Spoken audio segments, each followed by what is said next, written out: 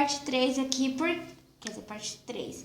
Por que parou de gravar minha câmera? Porque ela permite o tanto de tamanho do vídeo. E ó, gente, pra mim ficou muito dura mesmo.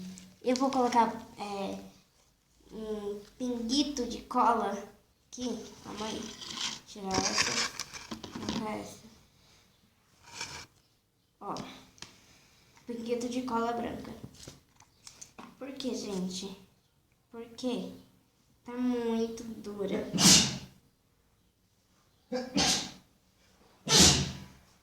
Tá bom, tá bom. Pra mim ficou muito duro, gente. Por isso que eu tô colocando cola, tá?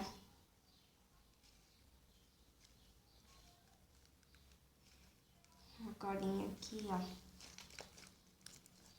A minha amiga já chegou pra me ajudar. A cola branca. A cola branca. Ah, gente, eu tremendo toda a câmera porque bate aqui, ó. Tá vendo? O dedo bate. Gente, ficou uma cor muito linda. Vou mostrar aqui na luz pra vocês. Olha. Que cor linda que ficou. Gente, vocês repararam alguma coisa na minha sala? Sim, gente. Tirei o sofá.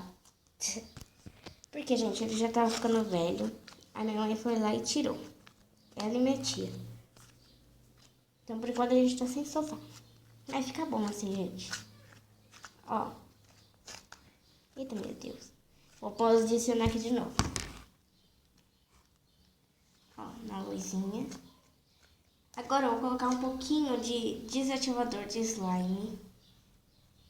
Porque ela tá bem glossy, gente. Bem glossy mesmo. Não, como fala o nome lá, gente, quando coloca massa de viar, esqueci o nome. Mas fica muito boa. Queria que vocês estivessem aqui pra mexer, pra vocês verem. É tão boa, gente.